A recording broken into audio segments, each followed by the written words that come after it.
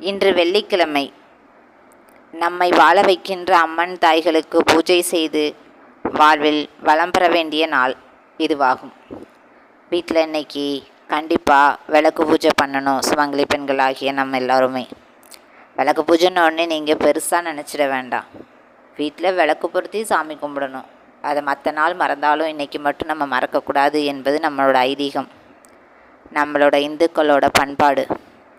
So இன்றைக்கி கண்டிப்பாக விளக்கு பூஜை பண்ணோன்னா நம்மளோட வாழ்வில் இருக்கிற வறுமைகள்லாம் நீங்கி வளமான செல்வம் கிடைக்கும்.